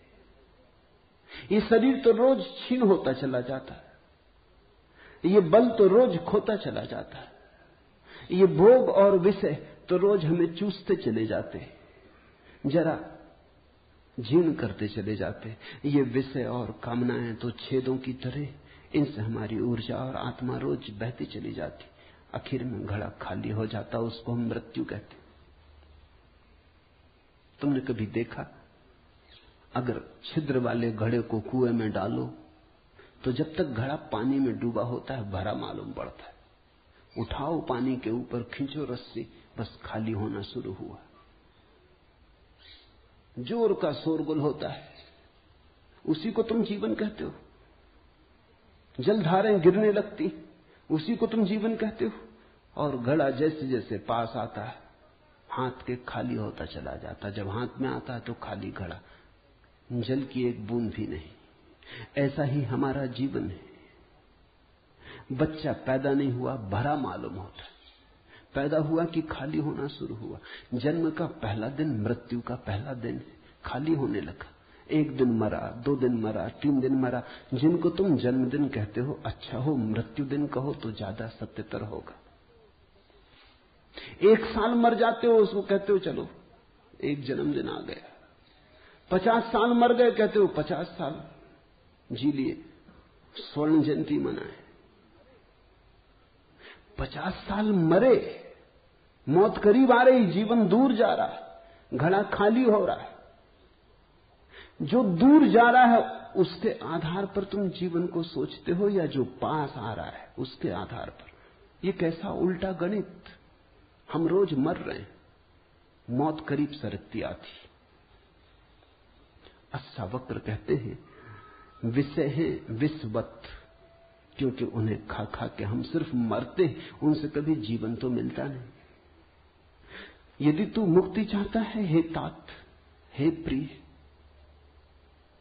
तो विषयों को विष के समान छोड़ दे और क्षमा, आर्जव, दया, संतोष और सत्य को अमृत के समान सेवन कर। अमृत का अर्थ होता है जिससे जीवन मिले, जिससे अमृतत्व मिले, जिससे उसका पता चले जो फिर कभी नहीं मरेगा। तो क्षमा, क्रोध विष है, क्षमा अमृत है, आर्जव, कुटिलता विष है, सीधा सरलपन आर्जव अमृत है, दया, कठोरता, क्रूरता विष है, दया, करुणा अमृत है, संतोष, असंतोष का कीड़ा खाए चला जाता। असंतोष का कीड़ा हृदय में कैंसर की तरह फैलता चला जाता, विष को फैलाए चले जाता। संतोष जो है उससे तृप्ति, जो नहीं है उसकी आकांक्षा नहीं। जो है वो काफी से ज्यादा है, वो है ही काफी से ज्यादा। आंख खोलो जरा देखो, संतोष कोई थोपना नहीं है ऊपर जीवन को। जरा गौर से देखो, तुम्हें जो मिला है वो तुम्हारी जरूरत से सदा ज्यादा है। तुम्हें जो चाहिए वो मिलता ही रहा है। तुमने जो चाहा है वो सदा मिल गया है। तुमने दुख चाहा है तो दुख मिल गया है, तुमने सुख चाहा है तो सुख मिल गया है, तुमने गलत चाहा तो गलत मिल गया है। तुम्हारी चाह ने तुम्हारे जीवन को रचा है। चाह बीज है, फिर जीवन उसकी फसल है। जन्मों जन्मों में जो तुम चाहते रहे हो वही तुम्हें मिलता रहा है। कई बार तुम सोचते हो हम कुछ और चाह रहे हैं, जब मिलता है तो कुछ और मिलता है। तो तुम्हारे चाहने में भूल नहीं हुई है, सिर्फ तुमने चाहने के लिए गलत शब्द चुन लिया था। जैसे तुम चाहते हो सफलता, मिलती है विफलता, तुम कहते हो विफलता मिल रही, चाही तो सफलता थी। लेकिन जिसने सफलता चाही उसने विफलता को स्वीकार कर ही लिया। वो विफलता से भीतर डर ही गया है। विफलता के कारण ही तो सफलता चाह रहा है। और जब जब सफलता चाहेगा तब तक विफलता का ख्याल आएगा। विफलता का ख्याल भी मजबूत होता चला जाएगा। सफलता तो कभी मिलेगी, लेकिन रास्ते पर यात्रा तो विफलता में ही बीतेगी। विफलता का भाव संघरीभूत होगा। वो इतना संघरीभूत हो जाएगा कि वही एक दिन प्रकट हो जाएगा। तब तुम कहते हो कि हमने तो सफलता चाही थी, लेकिन सफलता के चाहने में तुमने विफलता को चाह लिया। लाओजू ने कहा है सफलता चाहिए विफलता मिलेगी। अगर सचमुच सफलता चाहिए हो, सफलता चाहना ही मत, फिर तुम्हें कोई विफल नहीं कर सकता। तुम कहते हो हमने सम्मान चाहा था, अपमान मिल रहा है। सम्मान चाहता ही वही व्यक्ति है जिसका अपने प्रति कोई सम्मान नहीं। वही तो दूसरों से सम्मान चाहता है। अपने प्रति जिसका अपमान है वही तो दूसरों से अपने अपमान को भर लेना चाहता है, ढांक लेना चाहता है। सम्मान की आकांक्षा इस बात की खबर है कि तुम अपने भीतर अपमानित अनुभव कर रहे हो। तुम्हें अनुभव हो रहा है कि मैं कुछ भी नहीं हूं, दूसरे मुझे कुछ बना दे, सिंहासन पे बिठा दे, पताकाएं फहरा दे, झंडे उठा ले मेरे नाम के, दूसरे कुछ कर दे। तुम भिखमंगे हो। तुमने अपना अपमान तो खुद कर लिया जब तुमने सम्मान चाहा, और ये अपमान गहन होता जाएगा। लाओसू कहता है मेरा कोई अपमान नहीं कर सकता क्योंकि मैं सम्मान चाहता ही नहीं। ये सम्मान को पा लेना है। लाओसू कहता है मुझे कोई हरा नहीं सकता क्योंकि जीत की हमने बात ही छोड़ दी। अब हराओगे कैसे? तुम उसी को हरा सकते हो जो जीतना चाहता है। अब ये जरा उलझा हुआ हिसाब है। इस दुनिया में सम्मान उन्हें मिलता है जिन्होंने सम्मान नहीं चाहा, सफलता उन्हें मिलती है जिन्होंने सफलता नहीं चाही। क्योंकि जिन्होंने सफलता नहीं चाही उन्होंने तो स्वीकार ही कर लिया कि सफल तो हम हैं ही, अब और चाहना क्या है। सम्मान तो हमारे भीतर आत्मा का है ही, अब और चाहना क्या है। परमात्मा ने सम्मान दे दिया तुम्हें पैदा करके, अब और किसका सम्मान चाहते हो। परमात्मा ने तुम्हें काफी गौरव दे दिया, जीवन दिया, ये सौभाग्य दिया कि आंख खोलो, देखो हरे वृक्षों को, फूलों को, पक्षियों को, कान दिए सुनो संगीत को, जलप्रपात के मरमर को, बोध दिया कि बुद्ध हो सको। अब और क्या चाहते हो। सम्मानित तो तुम हो गए, परमात्मा ने तुम्हें प्रमाण पत्र दिया। तुम भिखारी की तरह किन से प्रमाण पत्र मांग रहे हो? उनसे जो तुमसे प्रमाण पत्र मांग रहे।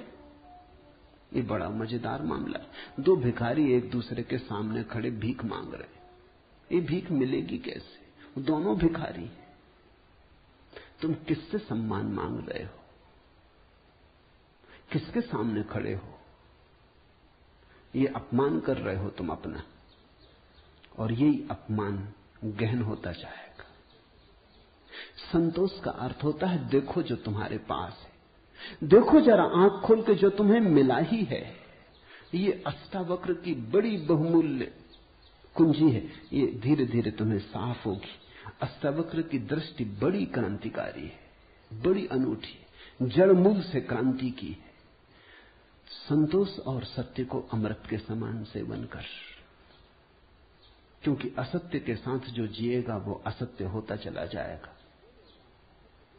जो असत्य को बोलेगा, असत्य को जिएगा, स्वभावता असत्य से घिरता चला जाएगा। उसके जीवन से संबंध विच्छिन्न हो जाएंगे, जड़ें टूट जाएंगी। परमात्मा में जड़ें चाहते हो तो सत्य के द्वारा ही वे जड़ें हो सकती हैं। प्रामाणिकता और सत्य के द्वारा ही तुम परमात्मा से जुड़ सकते हो। परमात्मा से टूटना है तो असत्य का धुआं पैदा करो, असत्य के बादल अपने पास बनाओ।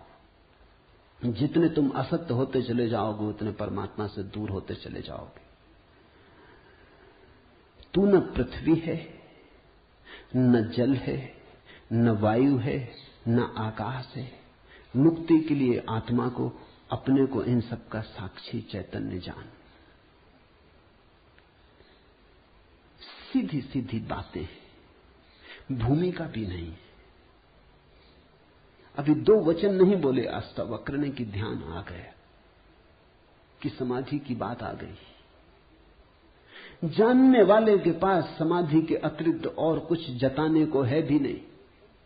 वो दो वचन भी बोले, क्योंकि एकदम से अगर समाधि की बात होगी तो शायद तुम चौंक ही जाओगे, समझ ही ना पाओगे। मगर दो वचन और सीधी समाधि की बात आ गई। अष्टावक्र 7 कदम भी नहीं चलते, बुद्ध तो 7 कदम चले, 8वें कदम पे समाधि। अष्टावक्र तो पहला कदम ही समाधि का उठाते। तू न पृथ्वी है, न जल, न वायु, न आकाश। ऐसी प्रतीति में अपने को थिर कर। मुक्ति के लिए आत्मा को, अपने को, इन सब का साक्षी चैतन्य जान। साक्षी सूत्र है, इससे महत्वपूर्ण सूत्र और कोई भी नहीं। देखने वाले बनो, जो हो रहा है उसे होने दो, उसमें बाधा डालने की जरूरत नहीं। ये देह तो जल है, मिट्टी है, अग्नि है, आकाश है। तुम इसके भीतर तो वो दिए हो जिसमें ये सब जल, अग्नि, मिट्टी, आकाश, वायु प्रकाशित हो रही। तुम दृष्टा हो। इस बात को गहन करो। साक्षिणाम चिद्रूपम आत्मानम विद्धि। ये इस जगत में सर्वाधिक बहुमूल्य सूत्र है। साक्षी बनो। इसी से होगा ज्ञान, इसी से होगा वैराग्य, इसी से होगी मुक्ति। प्रश्न 3 थे, उत्तर 1 है। यदि तू देह को अपने से अलग कर और चैतन्य में विश्राम कर स्थित है तो तू अभी ही सुखी शांत और बंध मुक्त हो जाएगा। इसलिए मैं कहता हूं ये जड़ मूल से क्रांति है। पतंजलि इतनी हिम्मत से नहीं कहते कि अभी ही। पतंजलि कहते हैं करो अभ्यास, यम नियम साधो, प्राणायाम प्रत्याहार आसन, शुद्ध करो, जन्म जन्म लगेंगे तब सिद्धि है। महावीर कहते हैं पंच महाव्रत, और तब जन्म जन्म लगेंगे, तब होगी निर्जरा, तब कटेगा जाल कर्मों का। सुनो अष्टावक्र को, यदि देहम पृथकृत्य चित्ति विश्राम्य तिष्ठसि अधुनैव सुखी शांतो बंध मुक्तो भविष्यसि। अधुनैव, अभी, यहीं, इसी क्षण। यदि तू देह को अपने से अलग कर और चैतन्य में विश्राम कर स्थित है, अगर तूने एक बात देखनी शुरू कर दी कि ये देह मैं नहीं हूं, मैं करता और भोगता नहीं हूं, ये जो देखने वाला मेरे भीतर छिपा है जो सब देखता है। बचपन था कभी तो बचपन देखा, फिर जवानी आई तो जवानी देखी, फिर बुढ़ापा आया तो बुढ़ापा देखा। बचपन नहीं रहा तो मैं बचपन तो नहीं हो सकता। आया और गया, मैं तो हूं। जवानी नहीं रही तो मैं जवानी तो नहीं हो सकता। आई और गई, मैं तो हूं। बुढ़ापा आया जा रहा है तो मैं बुढ़ापा नहीं हो सकता, क्योंकि जो आता है जाता है वो मैं कैसे हो सकता हूं। मैं तो सदा हूं। जिस पे बचपन आया, जिस पे जवानी आई, जिस पे बुढ़ापा आया, जिस पे हजार चीजें आई और गई, मैं वही शाश्वत हूं। स्टेशनों की तरह बदलती रहती बचपन, जवानी, बुढ़ापा, जन्म, यात्री चलता जाता। तुम स्टेशन के साथ अपने को एक तो नहीं समझ लेते। पूना की स्टेशन पर तुम ऐसा तो नहीं समझ लेते कि मैं पूना हूं। फिर पहुंचे मनमाड़ तो ऐसा तो नहीं समझ लेते कि मैं मनमाड़ हूं। तुम जानते हो कि पूना आई गई, मनमाड़ आया गया। तुम तो यात्री हो, तुम तो दृष्टा हो जिसने पूना देखी, पूना आई, जिसने मनमाड़ देखा, मनमाड़ आया। तुम तो देखने वाले हो। तो पहली बात जो हो रहा है उसमें से देखने वाले को अलग कर लो। देह को अपने से अलग कर और चैतन्य में विश्राम। और करने योग्य कुछ भी नहीं है। जैसे लाओत्सु का सूत्र है समर्पण, वैसे अष्टावक्र का सूत्र है विश्राम, रेस्ट। करने का कुछ भी नहीं है। मेरे पास लोग आते हैं, वो कहते हैं ध्यान कैसे करें। वो प्रश्न ही गलत पूछ रहे हैं। गलत पूछते हैं तो मैं उनको कहता हूं करो। क्या करोगे? तो उनको बता देता हूं कि करो, कुछ ना कुछ तो करना ही पड़ेगा। अभी तुम्हें करने की खुजलाहट है तो उसे तो पूरा करना होगा। खुजली है तो क्या करोगे? बिना खुजाए नहीं बनता। लेकिन धीरे धीरे उनको करवा करवा के थका डालता हूं। फिर वो कहते हैं अब इससे छुटकारा दिलवाओ। अब कब तक ये करते रहे? उनको तो मैं तो पहले ही राजी था, लेकिन तुम्हें समझने में जरा देर लगी। अब विश्राम करो। ध्यान का आत्यंतिक अर्थ विश्राम है। चित्ति विश्राम में तिष्ठसि, जो विश्राम में ठहरा देता अपने चेतना को, जो होने मात्र में ठहर जाता, कुछ करने को नहीं। क्योंकि जिसे तुम खोज रहे हो वो मिला ही हुआ है। क्योंकि जिसे तुम खोज रहे हो उसे कभी खोया ही नहीं, उसे खोया नहीं जा सकता। वही तुम्हारा स्वभाव है। अयम आत्मा ब्रह्म, तुम ब्रह्म हो, अनल हक, तुम सत्य हो। कहां खोजते हो? कहां भागे चले जाते हो? अपने को ही खोजने कहां भागे चले जाते हो? रुको, ठहरो। परमात्मा दौड़ने से नहीं मिलता, क्योंकि परमात्मा दौड़ने वाले में छिपा है। परमात्मा कुछ करने से नहीं मिलता, क्योंकि परमात्मा करने वाले में छिपा है। परमात्मा के होने के लिए कुछ करने की जरूरत ही नहीं, तुम हो ही। इसलिए अष्टावक्र कहते हैं चित्त विश्राम में, विश्राम करो, ढीले छोड़ो अपने को, ये तनाव छोड़ो। कहां जाते? कहीं जाने को नहीं, कहीं पहुंचने को नहीं। और चैतन्य में विश्राम, तो तू अभी ही इसी क्षण अधुनैव सुखी, शांत और बंध मुक्त हो जाएगा। अनूठा है वचन, नहीं कोई और शास्त्र इसका मुकाबला करता है। तू ब्राह्मण आदि वर्ण नहीं, और न तू कोई आश्रम वाला है, और न आंख आदि इंद्रियों का विषय। असंग और निराकार तू सबका, विश्व का साक्षी है, ऐसा जानकर सुखी हो। अब ब्राह्मण कैसे टीका लिखे? तू ब्राह्मण आदि वर्ण नहीं। अब हिंदू इस शास्त्र को कैसे सिर पे उठाएं? क्योंकि उनका तो सारा धर्म वर्ण और आश्रम पे खड़ा है, और ये तो पहले से ही अष्टावक्र जड़ काटने लगे। वो कहते हैं तू कोई ब्राह्मण नहीं है, न कोई शूद्र है, न कोई क्षत्रिय है। ये सब बकवास है, ये सब ऊपर के आरोपण है, ये सब राजनीति और समाज का खेल है। तू तो सिर्फ ब्रह्म है, ब्राह्मण नहीं, क्षत्रिय नहीं, शूद्र नहीं। तू ब्राह्मण आदि वर्ण नहीं, और न तू कोई आश्रम वाला है, और न तो यह है कि तू ब्रह्मचर्य आश्रम में है, कि गृहस्थाश्रम में है, कि वानप्रस्थ की संन्यास। कोई आश्रम वाला नहीं है। तू तो इन सारी स्थानों के भीतर से गुजरने वाला दृष्टा साक्षी। अष्टावक्र की गीता हिंदू दावा नहीं कर सकते हमारी। अष्टावक्र की गीता सबकी है। अगर अष्टावक्र के समय में मुसलमान होते, हिंदू होते, ईसाई होते, तो उन्होंने कहा होता न तू हिंदू है, न तू ईसाई है, न तू मुसलमान है। अब ऐसे अष्टावक्र को कौन मंदिर बनाए? इसके लिए कौन इसके शास्त्र को सिर पे उठाए? कौन दावेदार बने? क्योंकि ये सभी का निषेध कर रहे हैं।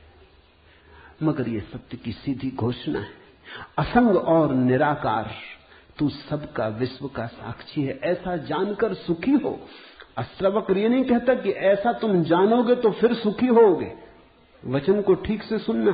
अष्टावक्र कहते हैं ऐसा जानकर सुखी हो।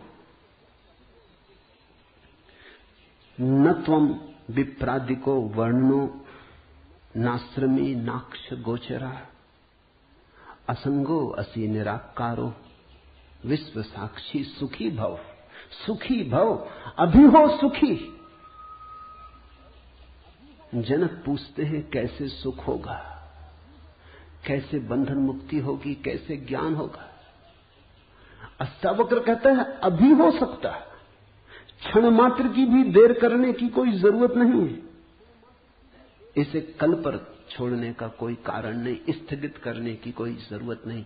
ये घटना भविष्य में नहीं घटती, या तो घटती है अभी या कभी नहीं घटती। जब घटती है तब अभी घटती, क्योंकि अभी के अतिरिक्त कोई समय ही नहीं। भविष्य कहां है? जब आता है तब अभी की तरह आता है। तो जो भी ज्ञान को उत्पन्न हुए हैं अभी उत्पन्न हुए। कभी पर मत छोड़ना, वो मन की चालाकी है। मन कहता है इतने जल्दी कैसे हो सकता है, तैयारी तो कर ले। मेरे पास लोग आते हैं, वो कहते हैं संन्यास लेना। लेंगे कभी? कभी कभी ना लोगे।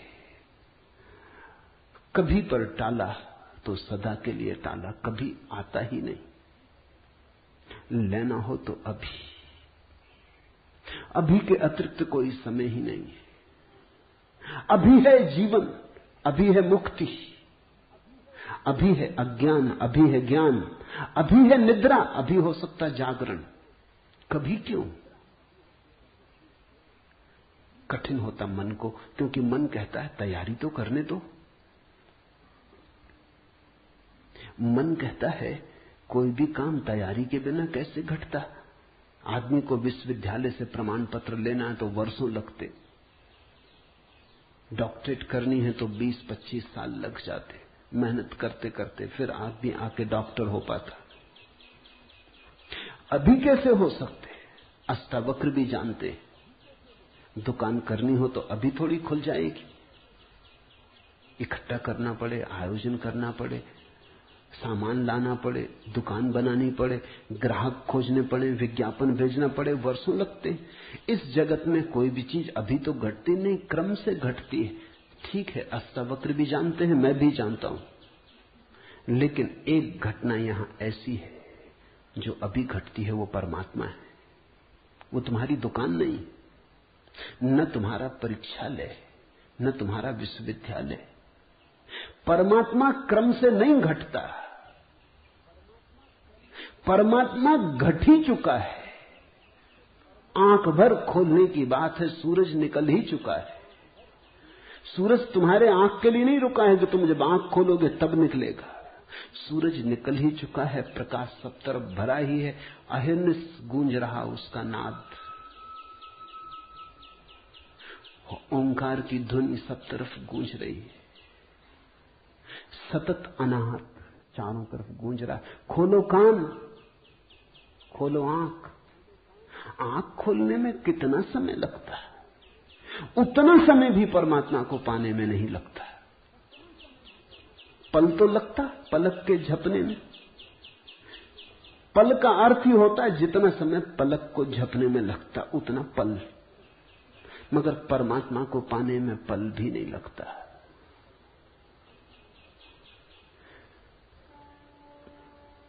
विश्व साक्षी असंगो वसी निराकारो सुखी भव, अभी हो सुखी। उधार नहीं है अष्टावक्र का धर्म, नगद, कैश।